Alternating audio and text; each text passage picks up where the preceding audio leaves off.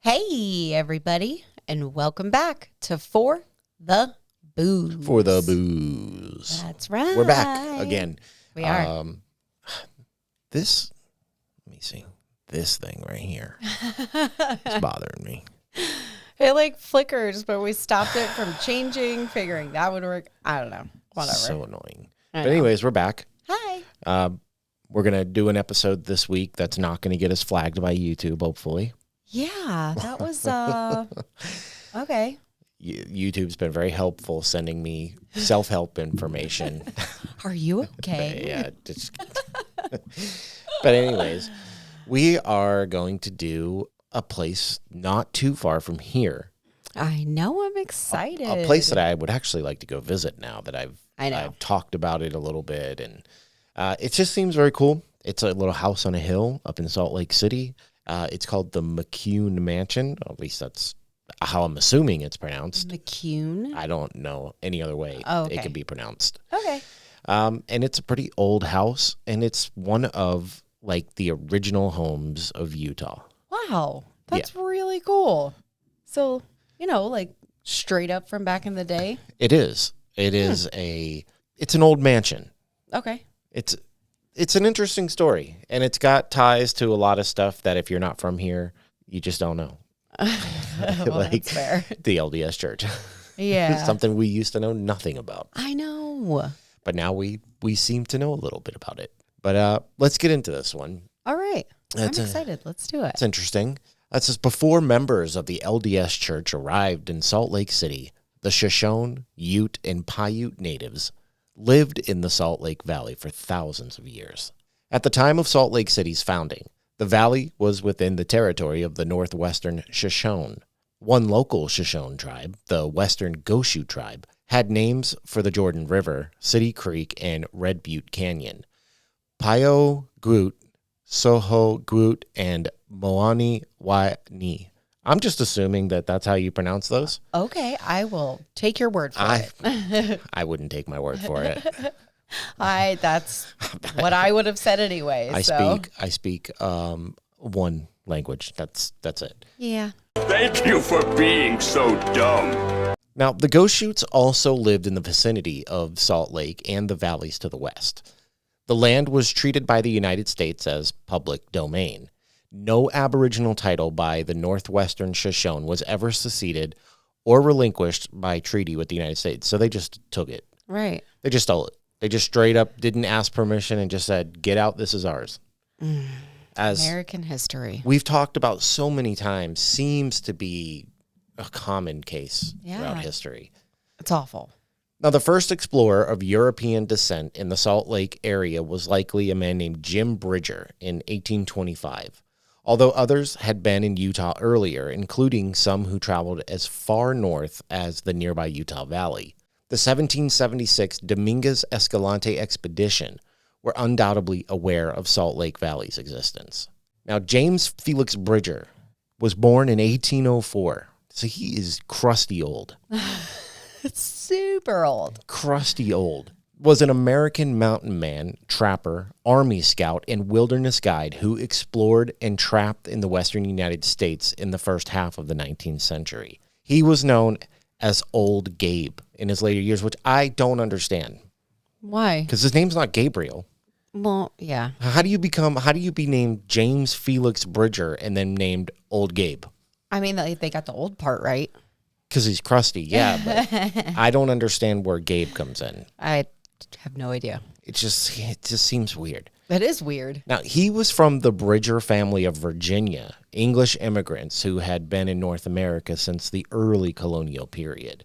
The U.S. Army officer John C. Fremont, I think that's how you say that with the little umlaut over there, surveyed the Great Salt Lake and the Salt Lake Valley in 1843 and 1845. The Donner Party, a group of ill-fated pioneers, had traveled through the Great Salt Lake Valley in August 1846. Do you know who the Donner Party is? I don't think so. Oh, man. I'm not going to get into it on this show. A lot of bad stuff, though. Oh. Donner, party of 50. Donner, party over here. It was, a group of pioneers who ended up trapped in the mountains during winter and had to eat each other. Ew. To survive, just to find out that they weren't actually too far from where they were going. Oh, cool. Yeah, it's a crazy story. Okay. It's a good one. There's a lot of podcasts on it. You should listen to it. I don't know about that. Now, the settling of Salt Lake City dates to the arrival of the Latter-day Saints in July of 1847 during the Mexican-American War. Now, they had traveled beyond the boundaries of the United States into Mexican territory, seeking a secluded area to safely practice their religion away from the violence and the persecution they experienced in the United States. Because, remember, this used to be Mexico. Yeah. Oh, yeah. Which, I mean, I must be really dumb because I didn't know that before I moved here. I didn't either. I knew that Mexico was once much bigger, but I didn't realize how big and how far it spanned, like the span of Mexico went. But it was like almost up to Montana. Far. Yeah, really far. I had no idea. Yeah, so there's a big like Mexican heritage here, and it's something that you don't think of when you think of Utah. I think of Mormons. Yeah, and what's really funny is because we're from Florida, there's Miami and like a huge Spanish area and like Orlando and things like that, and I feel more out of place not speaking Spanish here. Yeah, than I did in Florida. Than I did in Florida. For it's sure. Insane. For sure. Which is super cool. I love it. I love the diversity and all that, but it's just weird to me. I don't know. Yeah, it's just not what you would expect. I expected blonde Mormons. I mean, there's lots of those, but yeah, but that's all I expected, to be honest with you. Now, upon arrival at the Salt Lake Valley, president of the church, Brigham Young, is recorded as stating, "This is the right place. Drive on." Now, Brigham Young is said to have seen the area in a vision before the wagon train's arrival. It's okay. We're all brothers in the eyes of God, am I right? Except for that loser. Yeah. Now, they found the Broad Valley empty of any human settlement. So remember when we drove up to Antelope Island? Yeah. That, but nothing. Oh. Just nobody, nothing. Nobody lived here. Just empty. Just empty. It's really sad that you bring that up because it's on fire right now. Part of it, yeah. Now, 4 days after arriving in Salt Lake Valley, Brigham Young designated the building site for the Salt Lake Temple. The Salt Lake Temple, constructed on the block later called Temple Square, took 40 years to complete. Construction started in 1853, and the temple was dedicated on April 6, 1893. The temple has become an icon for the city and serves as its centerpiece. The southeast corner of the Temple Square is the point of reference for the Salt Lake Meridian and for all addresses in the Salt Lake Valley. Interesting. So it's the center. So everything truly does revolve around the Mormon church here. Wow. That's weird. Even like the addresses are set like starting at that temple. Wow. That's weird. Now, Alfred William McCune was an American railroad builder, mine operator, and politician. Owner of several retail and construction businesses, he helped build the Montana Central Railway and a portion of the Utah Southern Railroad, founded the Utah and Pacific Railroad, and built railways in Peru, among other projects. Now, he also owned many profitable mines in Canada, Montana, Peru, and Utah, including the Payne Mine. Now, late in life, he co-founded the Cerro de Pasco Investment Company, which became the largest copper investor in South America and the largest American investor in Peru until it was nationalized in 1974. And he was one of Utah's first millionaires. Wow. This dude did everything. Holy crap. He had a stake in everything. He just had his hands in every pot he could. This man, this is a rich man. Wow. Like, ridiculous. Wait till you hear how much this house went for back then. Oh, okay. Now, he nearly became a U.S. Senator in 1899. Even with all that, he almost became a senator also. Yeah, just pick that up too. No worries. But after being unable to receive a majority vote after numerous ballots and accusations of bribery, the state legislature adjourned without electing anyone to the seat. The Senate remained vacant for 2 years, and in 1901, another man was elected to the position. I mean, there was a lot of, I guess, controversy behind him running because, he was said to bribe a bunch of people and whatnot. But it's really not cool when you're running for an office. I'm just saying. Well, You're not supposed to do that. No. So it didn't work out for him. As of the early 21st century, his Salt Lake City mansion, the Alfred McCune home, was still considered one of the grandest homes ever built in the American West. It was listed on the National Register of Historic Places in 1974. Now, the McCune mansion took just over 2 years to construct at the cost of just over $1 million, or $36.9 million in today's money. So, like, we've talked about expensive houses in the past before. What? But I think this is the most expensive one that we've talked about because he paid $1 million back then. And which is almost equal to almost $40 million today. Yeah, because I think when we did the James Van de Graaff mansion, his was like half that. Right. And this dude was $1 million in the late 1800s, early 1900s. That's insane. That's unheard of.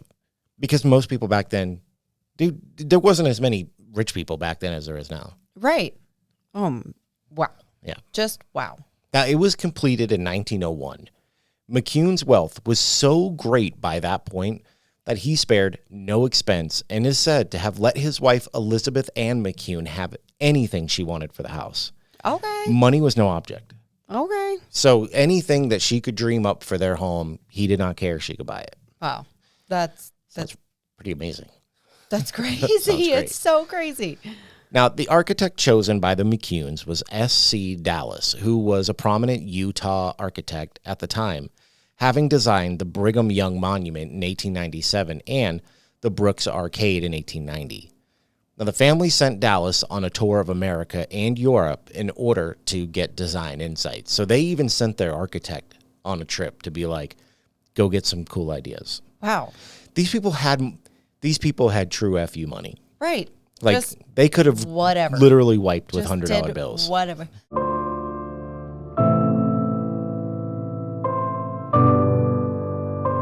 So these people were just rich beyond belief. Yeah, absolutely. Now, the 21-room, 3-floored Richardsonian shingle-style mansion was one of the first of the gloriously expensive mansions built in Salt Lake City, signaling the city's transformation from being a Mormon village to a modern city. The mansion itself was built with a really dark brick and brownstone base. Now, this mansion, whatever you want to call it, is very nice. I didn't fall in love with it quite like I did the Jemison Van de Graaff mansion. Right. But this is still a very beautiful and impressive house. Wow. I actually think it might be too impressive is the problem. Stop. I seriously, I think it's too lavish. Wow. There's Okay. too much going on.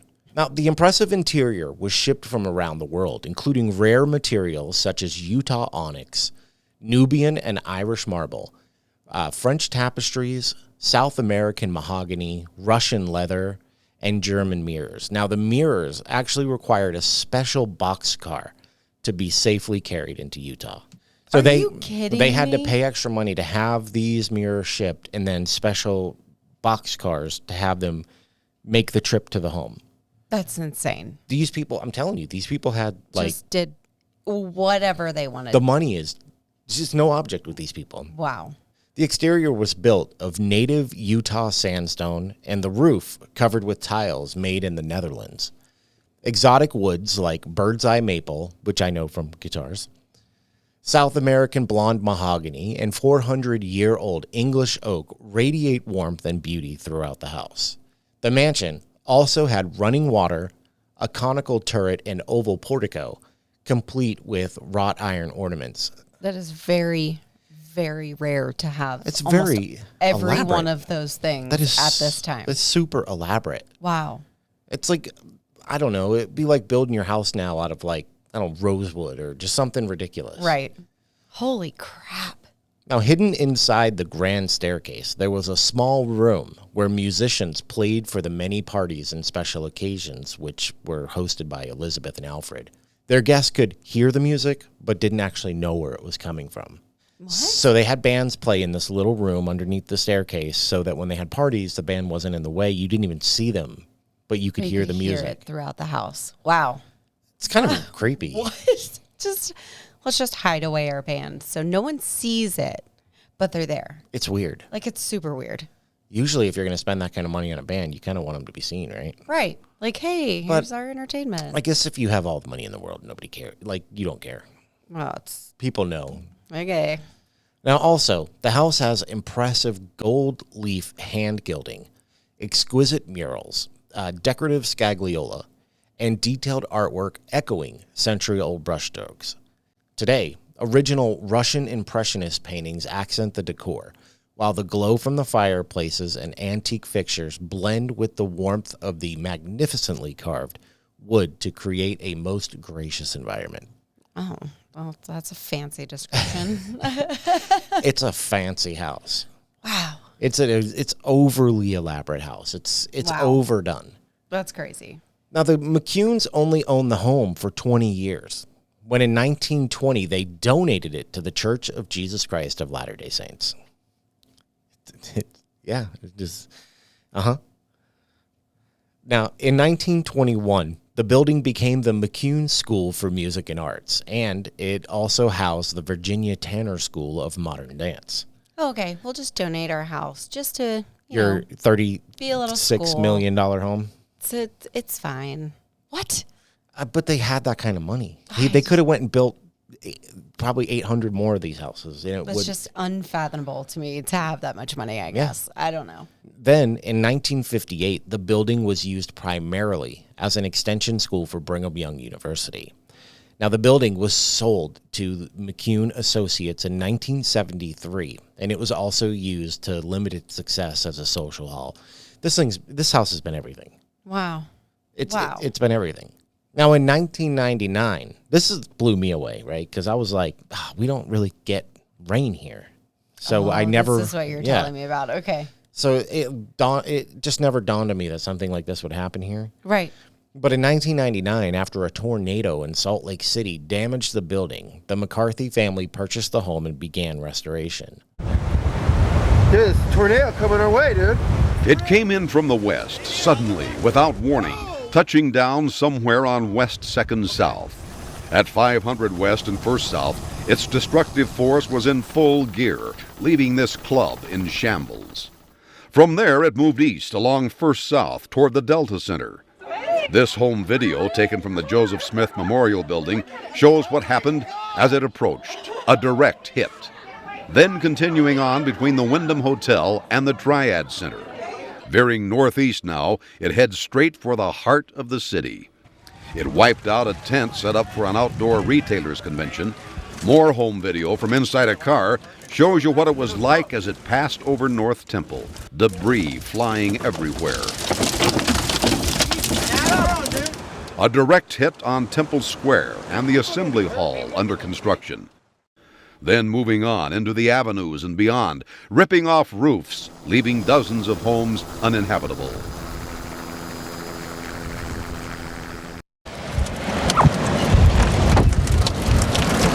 Roll the window.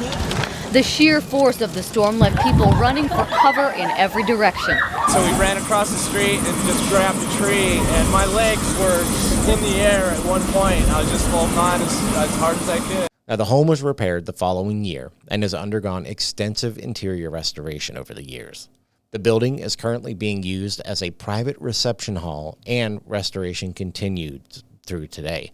Wow. Today, it's a wedding venue, basically. Like a super rich wedding venue, I would assume. It's not, I mean, you can, non-rich people can get married there. I mean, it tends to look like maybe, upper class people get married there, but anybody with the money can go. But it is generally, I don't think it's just for weddings, so I think they do maybe parties or something. Huh. They also do tours because it's a historic building. I want to go. Yeah, so do I. But it's very, all right, so like a lot of the houses that we've covered in the past, they might be kind of nice, but they're kind of going, over the years, they're falling apart. This place is pretty well kept up on. Wow. So even though there is some super old stuff that's maybe a little damaged and stuff, they just keep up with the house. Right. Things get restored. Things have been replaced, unfortunately, over the years. They've had to have been. But they haven't left it to rot. Like, this house is taken care of. That's cool, because a lot of the places that we talk about and go over, they just get lost to time eventually and either get torn down or just left for nature to take over. So I don't know. I really like when we come across ones that are still in use today. Oh, yeah. Now, the restoration is never over, according to Sean Fletcher, the property manager of the McCune Mansion. In 2011, proof of that was evident when Fletcher reclaimed an original piece of stained glass from an antique auction in Los Angeles. Whoa. So somebody sold the stained glass at some point, and they tracked it down and bought it and put it back in the house. That's really cool, actually. That's really cool. They're like, oh, well, might as well find the original piece. Found it. And they did. Like, what? Now, this recovery effort was recorded in the Salt Lake City Tribune. The stained glass window was original to the home, and Fletcher bought it at the cost of $14,000 and then personally drove it back from Los Angeles to Salt Lake City. $14,000 for stained glass. Yeah, but 120-year-old stained glass. It's old. Okay. Now, the over a century-old mansion sits atop a hill at 200 North and Main Street in downtown Salt Lake City. And if you're not from around here, I don't expect you to understand those directions because I still don't really. Yeah. And we live here, but it is much different from saying, yeah, I live on 34th Avenue to saying I live on 1000 South. It's weird. Yeah. I don't know. It's just hard to do. We still use GPS a lot. I have to. Living here. I can't not.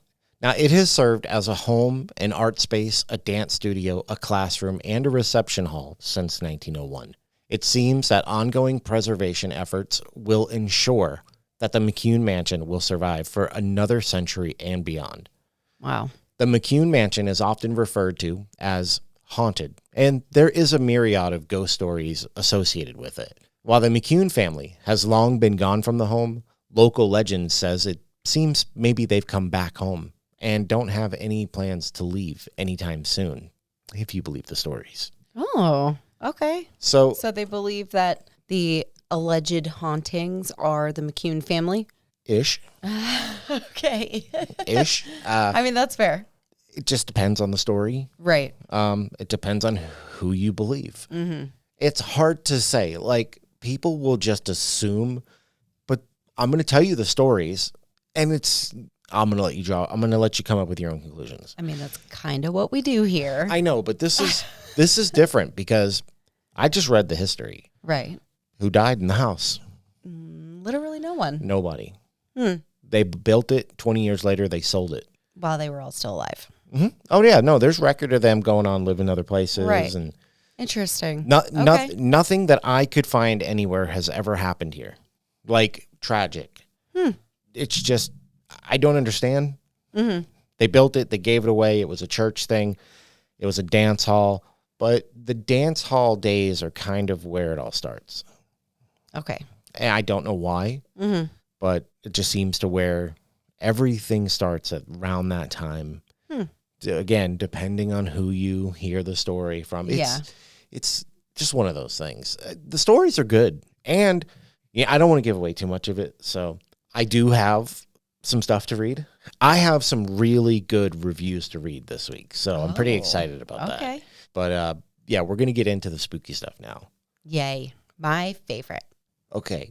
Now, I said, I'm trying to figure out how I want to say this. Okay. I read all that and then I said that thing at the end because, like, nobody died here that I know of. Right. I looked. I was not able to find anything. But do you remember, like, when we did the Jemison Van de Graaff Mansion? I was like, I hear these stories, but nobody seems to back them up. This is different. Oh. Because there are stories told, but then there are also people who back them up. Okay. So it's different in that regard. But most people believe that something has to happen there. Yeah. Like something, a death or trauma or something. But again, like, this was native land beforehand. Mm-hmm. So we've talked about that in the past. But people believe these ghosts to be specific people. Interesting. It is interesting because it's been blown. I've been trying to mull this over in my head since I wrote this, and I'm having a hard time with it. Yeah. Because everything on paper looks like I could be like, oh, yeah, like, it's haunted. But then I see certain things where I'm like, there's no way it could be haunted. And we're going to find it all out together. Well, I'm going to confuse everybody else with me. Okay. Now, there are a few truly great moments in our shared lives that deserve to be celebrated. Holidays spent with friends and family, dinner parties with champagne flowing, and, of course, weddings. Now, when you decide to spend the rest of your life with someone, the celebration should be that perfect event. But what happens when you capture the ghost of a little girl in the background of your wedding photos? Honestly, probably pretty rad. Yeah, I would be so excited. Are you kidding me? It would be so cool. I'd be like, what? Now, what if one of the spirits in your perfect wedding venue likes to play pranks and moves items while you're getting ready for the happiest day of your life? I still think that would be really cool. I'm just saying. Now, this grand mansion turned wedding venue has all of those claims and more, with spirits serving as silent witnesses to your vows. Oh, I love that. Stop. Now, the massive McCune mansion has become a popular and impressive venue for weddings, conferences, and other special events. However, it has also become a popular place for ghost hunters and those who are seeking real paranormal evidence. The McCune mansion is claimed by locals to be one of the most haunted places in Utah. Claim we hear constantly. All the time. Every place we've ever covered is the most haunted place in every place we've ever covered. It's either the most haunted place in the state, the most haunted place in America, the most haunted place in the world. Do you hear my voice? Do I make you angry? It's never ending. It is. It really is. Just please stop. Stop it. Get some help. Everybody Unless it just really stop. is the most haunted, then that's fine. But everything can't be everything. Like, the most means one. One. Not, But I guess it's also by opinion too. It's an immeasurable thing. Mm-hmm. I mean, yeah, I don't know. Now, Utah may be limited when it comes to haunted locations. However, it makes up for it by having some heavy-hitting spirits that are so dominant that photographers actually have very little difficulty in capturing them. Now, the McCune Mansion is not only made from the finest materials known to man, but it also possesses a captivating feeling that draws in both the living and, it seems, the deceased as well. Now, the living throughout the years have heard voices when no one was present. Doors open and close at will. Doors which were locked are also found unlocked, and then unlocked doors are found locked, even when they have no lock mechanism. What? Yeah. So doors will become locked, even though there's not a lock on the door. Like you can't open the door, but there's no lock. but there's no lock, Okay. which makes it paranormal. Does it? Well, what else is going on? I don't know. The wood swelling. Yeah, but settling. you can kick a swell door open. I mean, yeah. But what about when you can't? Oh, well, I don't know. Okay. Think outside the box, Megan. Like entities everywhere, the spirit who call this place home are also known to play with the lights, turning them on and off almost at will. Now, many participants from the music school complained of odd encounters with apparitions and are perhaps among the first set of documented records found on the mansion claiming that it is in fact haunted by at least 2 spirits, which means that claims of hauntings have potentially been going on here for 70 years. Wow. So That's quite a while. Back before it was the cool thing to say, Right. back before social media and clout chasing, people were claiming that something was happening here. Which to me, that says a lot. It does. Absolutely. Because it a lot of does. places we've only found out since the day of social media with people trying to be like, no, it's haunted. And like, I got evidence. No, like for real though, it's haunted. This place has been claiming it far before that. Before the Warrens. Well, maybe right around that same time, but before they were famous, before they were popular. Yeah. Okay. Now, there have been many claims of eerie organ music resonating throughout the mansion when it is completely void of all living humans. Furniture and other large objects have been known to move on their own, and cold spots occur in almost every room of the grand structure. What? This place has everything. Now, faint voices are also often heard echoing throughout empty hallways and rooms by people visiting. And people have also reported hearing a playful giggling emanating from thin air when they are alone in the house. That is the creepiest stuff I've ever heard right there. Ew. I don't like that. Just a random giggling. Yeah, no. No. And only when you're alone. I would rather have demon sounds. Yeah. Like growling and stuff. Well, I mean, yeah, because then you just break out an 8-string and you just chug along with it. know, but giggling just seems so malevolent. I don't know. It just seems creepy. It does, but if they say that...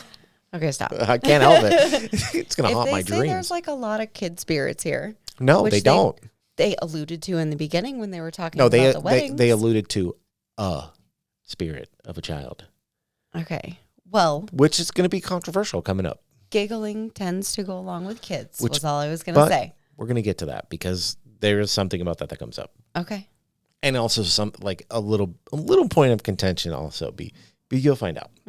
Now, Christmas at the McCune mansion draws out a dominant male spirit who is thought to be none other than Mr. Alfred McCune himself. A gentleman donning a black cape appears to visitors who find themselves alone, and the lights flicker on and off during his manifestations, and reports say that as fast as he appears, he then just simply vanishes. Now, some entity was so pleased and excited that the McCartney family was celebrating an extended family Christmas in the mansion, the first time since 1919 that the lights of the ballroom kept popping on, despite the efforts of Phil McCarthy and his family. Now, Phil verbally acknowledged defeat, and the lights flickered a little and then popped back on again. An electrician told him the day after Christmas that there was a light switch 2 floors down in one of the rooms, which no one in the McCarthy family knew about. What? So the lights just kept popping on and off on these people while they were trying to do Christmas. So they called out an electrician the next day, and he discovered like this hidden or just unknown light switch 2 floors down from where they were celebrating that nobody knew was there. But it was controlling something 2 floors up. Like, that's super weird. You've never lived in a super old house. No. I have. And sometimes the electric is pretty weird. Okay. Sometimes it does affect. And you never know, like, when things were set up, like, the people who built the house could have been like, well, I'm going to have to walk up there, so I'm going to put a switch here, so when I get up there, the lights are on. Okay, well, that makes sense. It just depends. Like, there wasn't, like, really as much of a standard back then as there was today. Like, you could just say, I mean, like, if you built a house now, you could be like, yeah, I want this to control the other side of the house if you wanted to. Mm-hmm. But I'm just saying, like, there are sometimes odd switches and stuff. But that's weird. It is weird. The only thing I could think of is, like, how do we know somebody from the family didn't just go down there and do it? Right. But then I feel like, you know, if they're going to go that far as to call an electrician and be that stumped by it, they would have noticed somebody gone every time the lights were flickering. Right. Because there was no benefit to them claiming that this place was haunted at that time. This was just their home. And ghost hunting was starting to become more popular, I guess. But you're also in an LDS area. And I'm not trying to throw judgment or claim things that I don't know, but I'm pretty sure that they don't really believe in any of this kind of stuff, or they're not down with it. So I don't feel like this would be beneficial to them to be known as the haunted house. Yeah. I mean, I don't know. It depends on when all this, I don't know. This would have had to have been sometime between the 30s and 50s-ish. God, it's still so long ago. Yeah. So long ago. But I just don't feel like there was any benefit to them lying about it is the thing. I don't either. But then I really don't. But then I also question, could it have just been a family member? Or something with the electrical. Could have been. Or, I don't know. Could have just been really crappy wiring because it's an old house. But they spent $33.6 million building that house in today's money, but still. Now, a curious Gentile male entity dressed in a black cape allegedly even appeared to a son of Phil McCarthy. He told his dad that a calm, non-threatening man dressed in a black cape appeared, watched him, and then just disappeared. I like to be a peeping Tom if I can. I'll watch your whole family eat dinner. So a super creepy dude was just like watching him? But a very calm, non-threatening man. Right. Which is important. Now, weddings at the mansion bring about excitement and giggles. Creepy giggles. But in this house, not only from the bridal party, one little ghost girl claimed to be around the age of 10 is not only portrayed in a painting hanging on the wall, but is often seen frolicking about the house, swirling in circles in a lavishly beautiful gown, most often during weddings. Okay. So if you've ever been to a wedding or been around a little girl who was in a dress and then everybody else twirl. is in a dress. That is 100% what they are going to do. Okay. I mean, just hands down, that's what's going to happen. Is that all you took from that? Because let me throw this back at you. The only depiction of a little girl in that mansion was the painting hanging on the wall. So who is this girl? I have no idea. Where does her spirit come from? Who is it? Right. She didn't live there. Now, her footprints are found in several rooms, which start in the middle of each room and end in the middle as well. Like a creative little girl, she can't help but play and reorganize items in unique ways, which were already prearranged professionally for the wedding and reception plan for the next day. Oh, so now she's trying to move stuff? Catch me outside. How about that? She does move stuff, Okay. according to the stories. Right. Now, there's even a claim of this. There's an actual claim. One of the brides actually claimed to have experienced her veil disappearing from the makeup desk that she was getting ready at, and after searching for it for a while, she found it in a coat closet at the front of the house. Wow. That's a distance, I would assume. I mean, Yes. if it moved 10 feet, that's a distance. This is true. This is in another part of the house. Like, this is nuts. Wow. Now, when noticed by frightened brides, the ghost child allegedly walks directly into a mirror that hangs on the west wall of the first floor and then returns into the room the same way.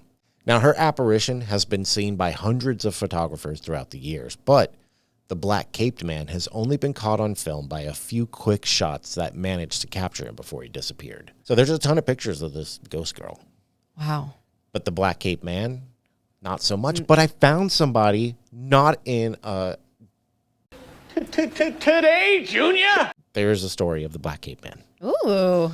That is from an actual visitor. That's really cool. This is what I'm actually. saying. Like, there were actual accounts to back up claims this time. It's amazing. It's like, I feel like it's been so long since I've had that. Where I'm just like, I don't know. It could be this or it could be that. But this week is more like people are like, I've seen it. Mm-hmm. It's crazy. Now, and while all these counts are probably better than some that we've heard in the past, what do actual people who have visited the house have to say about it? We took to the internet to find out, as we normally do. That's right. Now, someone on the website UtahHauntedHouses.com back in August 2017 wrote, and by the way, when I say like Utah Haunted Houses and then when we did the Alabama Haunted Houses, it's all part of HauntedHouses.com. Okay, so it just branches off into like different states and stuff like that. Okay. So it's easier to find stories. That makes sense. I was 6 or 7 and took dance classes from Virginia Tanner. Remember, it was the Virginia Tanner Dance School. Mm-hmm. I remember the room where we changed into our huge flannel nightgowns because it was always very cold. I was on the top floor in a very small space. My friend Tamara and I were getting ready to change into our street clothes when a girl walked into the room, and they just disappeared. There was a filmy, shadowy cast in the room. We were scared and left wearing our nightgowns. We told our moms, but I don't think we ever said anything to Virginia. I've lost track of my friend, but I will never forget that experience. A real person backing up the claim of a little girl. Right. This is great. This never happens. I know. It's so hard to like kind of maybe even scrape something together. Bro, this never happens. Yeah. Even though she was 6 or 7, I mean, she sounds quite sure about what happened. I mean, she clearly remembers it like it was yesterday. Mm-hmm. Now, another person on UtahHauntedHouses.com in November 2023 wrote, this is a good story. Okay. This is a good one. All right, I'm ready. I work for the Utah film industry as a set director, and in October 2022, I got a job working in the McCune mansion for a film. I got a quick tour of the mansion with the maintenance ladies prior to filming, and they gave us a quick rundown of the place.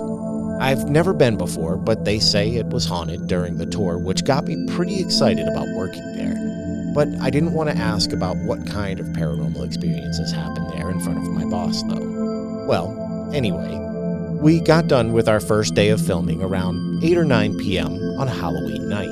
I was walking back to the parking lot and decided to take some photos of the yard area because, why not? It was Halloween night, and I'm working at a known haunted mansion, and I like ghost hunting. Heck yeah. So, I took a few pics of the places I felt were creepy out by the east side of the mansion with my phone. I was all nervous because I had the feeling of being watched, so I took some pictures of the bench area, where I felt was the creepiest spot. Then I took a glance at them and I didn't see anything. So I kept taking more pics of the mansion whilst walking to my car, and I turned around and took one more of the creepy bench spot from farther away and decided to drive home. When I got home, I reviewed the last pic. I noticed the black mass right in the middle, so I zoomed in, and standing on the sidewalk corner was the man in the black cape. Stop. I didn't know there had been sightings of him there because I never had the time to ask, but when I got to work the next day, I showed one of the maintenance ladies the picture, and they were like, "Oh yeah, I know him. He's a common ghost around here. LOL," which freaked me out, but I totally believe in ghosts now. I was getting quite skeptical before, but that experience, it was an awesome place to work though, and the staff was super friendly, the ghosts as well. If you ever have a chance to visit, I definitely recommend it. It's full of amazing history, art, and architecture. Wow. That was really cool. So there's a backup for the Black Cape Man. And I think it's cool too because he kind of set out to just take pictures of places he felt were kind of creepy. And there were so many pictures that had absolutely nothing. Mm-hmm. Absolutely nothing. But then he was like, all right, I need to take one final picture. But he had moved on past the bench spot and went right back to it. And there he was. Well, that's the big thing is they didn't know, they just got a feeling from it. Yeah. And took a picture. That's what I'm saying. That's, two different things that lead up to one thing. It's cool because we're linking personal stories, not even related with the McCune Mansion directly, back to stories of the McCune Mansion. So this is what I like. Now, this one's a little different. I actually had to do some digging for this story. Okay. Someone named Lynn Brown on a Facebook post in a group called Utah's Haunted History 4 years ago wrote, "One of the owners in the late 90s lost a lot of good employees who would work late at night, and they would just leave without completing their work and never come back. It was being run as a wedding banquet hall. One night, he was working late with his wife on the accounting. His wife went into the other room and they continued their conversation about an accounting issue. They resolved it, and about 20 minutes later, she came back in the room. He mentioned to her that he finished, and she asked about the issue. And he told her, well, we just resolved it. You were in the other room. She told him she had been upstairs the whole time. So was he talking to a ghost? At least that's the story I heard from the owner." Ew. It's like, what are you talking about? You were just in there. That's crazy. That's a crazy story. Ugh. All right. And what a weird feeling that would be. Be like, what are you talking? You were just standing there. And they were like, no. Divorce. No, I was not. Yeah, it's weird. But now the thing with that one, though, is it's a secondhand story. Mm-hmm. Right? So that's not a direct story. It's still a good story, though. Yes. Now, one more from a man named Wade Brinton on Google Reviews from about a year ago writes, quote, "I'm not sure why a little girl would haunt this place, but the architecture alone is amazing.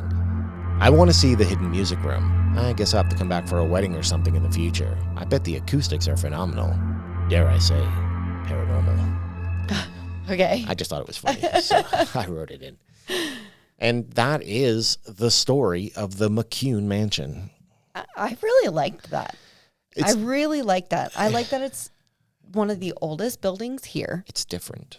And it's exactly what I was going to say. It's very different. It's different. And it's one of the original homes in the area. It's also one of the original, what they call kind of like the grand houses, like the rich people. Right. He was the first millionaire. I have some issues with some of this, though. I have some problems with some of the story. Mm-hmm. Who the hell is the little girl? Don't know. She's just believed to be the girl from a painting. Is it a real person? Did they buy this painting? Was it painted for them? More info on the painting, please. Well, because everything from the house is supposed to be original for the house. So they did have paintings and stuff, done, but they were original. Right. So who was the little girl? Because their children, they did have children. They all grew up and left. As far I looked a few times, and I could not find any accounts of nothing tragic happened here. Okay. Nothing that I could find. Maybe I'm wrong, but, the McCunes themselves, I know nothing happened to them. Right. They moved out and moved into another home and, lived out the rest of their lives. So they just donated their mansion. But that's weird because they believe it's him haunting the home. I mean, people can make assumptions on who spirits are. Yes. Now, would you tie it to the owner? Sure. But who is it? That's the question. It's a great question, but I do not know the answer. It's just so weird. But the ghosts here are actually said to be very friendly. Okay. Nothing is ever malevolent or evil. Nothing ever makes you feel like you're going to be hurt. Everything here that you can see is claimed to it feels friendly. Well, that's a really good thing that it's not. Probably Mormon ghosts. They probably want to talk to you about They're probably just God. super nice. Yeah, probably. Just super kind. They'll probably like bring you some snacks or something. Yeah. We like you Mormons. You're all right. You're all right. Well, I mean, the little girl likes to take things and hide them. So what's to say the other one won't bring you things? What other one? The gentleman ghost in the cape. Oh, the black cape man? Yeah. I mean, I don't think he really does much of anything but stare at you. Stare at everybody. Kind of a creeper, but whatever. Yeah. But that's the story. There are weird issues with the story, but then again, there are things that also back the story up. So keep that in mind when I have to ask you. Is it real? Do you think the McCune mansion is really haunted? I'm going to say yes. Okay. I think it is really haunted. Who it is? Oh. How it relates to anything? I don't know. But I think that the quality and the amount, at least that you wrote down, are enough for me to be like, okay, these are true and legit sightings from people. There was also the bride. It wasn't an actual quote from her, but with the veil. And I don't know. I just think it's so few and far between that we find episodes or places that we do episodes on that have these kind of claims that aren't you side-eyeing, you know? No, yeah. You know what I mean? Where you're like, I don't know. Like these to me, I'm just like, oh yeah, I definitely could see that happening. You know, because they're not over extreme. They're not extravagant. It's just like, yeah, this happened. So I'm going to say yes. What about you, babe? You know, I don't know, honestly. I'm super confused by this one. Okay. Because nothing happened here. Mm-hmm. But then even though nothing really happened here, there are stories online of people unconnected to the home or to any of the families who lived here that have stories that directly back up the claims. Mm-hmm. I'm going to also say yes. I do think it could be haunted because there's, whether it be by the McCunes or the land, something is here. Mm-hmm. Something's clearly here. I have no idea what it is. I have no idea who it is, why it is, because we don't have any tragedy that happens here. So I don't even have anything to say, well, that happened. So of course, but something is clearly there. Something is there. So yeah, for once, I'm going to say, I'm going to go out on a limb because there are just too many people who have seen things on their own. Yeah. Of this place. Absolutely. That just directly go with the story. I absolutely agree with you. Holy moly. So that means that, yes, it's going to get the big old seal of approval. It'll be in the video. I'm sure it just played or something. I don't know. But that's the story of the McCune mansion. I like that. And maybe once the kids go back to school, yes, we'll go for a tour. And then we'll take pictures of it and put it up. Yes. We'll share with you guys. Maybe we even do like we can film it on my phone and then we'll make a little video out of it and put it on YouTube too. Ooh. But anyways, where can they find us? They can find us on Instagram at @forthebooze_podcast and on Facebook at @forthebooze. That's right. You can also find us on X at @forthebooze. You can also find us here where you're watching, or I guess, I don't know, it could be podcast. I don't know. But if you're on YouTube watching, we're also on YouTube, clearly. Hello. And don't forget, you can check out our Patreon and join the ranks of Joe Mattern and Teresa O'Donnell and Tina M. Fantastic people who we love so very much for helping us out. We love you guys. Thank you for being producers of the show. That's right. You make it worth it. You do. Don't forget, too, if you join the Patreon, you get an extra podcast called Behind the Booze every week. which is a lot of fun. I really like doing them. I really do too. It's just a cool little hangout session. Yeah, you and know? I get to be a little freer in the things that I say. I'm not going to get slapped with anything online with. So there's that. And don't forget, 5 stars rate and review anywhere you listen, watch, anywhere that'll let you, preferably on iTunes. We need them to move up, and we seem to be very stagnant. We have just kind of stopped. So and if you can thumbs up, rate, review, all those good things, it helps us out. And listener stories, because we'll keep asking for as long as necessary. If you have a personal story that happened to you, we'd like to, write them into us at forthebooze12@gmail.com. And we'll read them on the air, and we'll shout you out and everything. That's right. And we haven't had one. We haven't had one in so long, but it's been a long time. Oh man, that was one of my favorite parts. It was, and it's so amazing. We did get them for a while, but and also listener suggestions. If you want to leave a comment or write us in on email or whatever, we always read everything. And if you want us to do a specific place, we are more than willing to look into it. So I mean, I have yet to not do one that's been suggested or requested. So I think that's it. There's so much stuff to remember to say now at the end of the show. I know. Is that it? I think so. Am I done now? I'm free. Yeah. All right. We have another podcast to go do now. That's right. All right. So take us out. All right, everybody. Thank you so much for listening, and we will see you in the next one. Bye. Fear the little girl.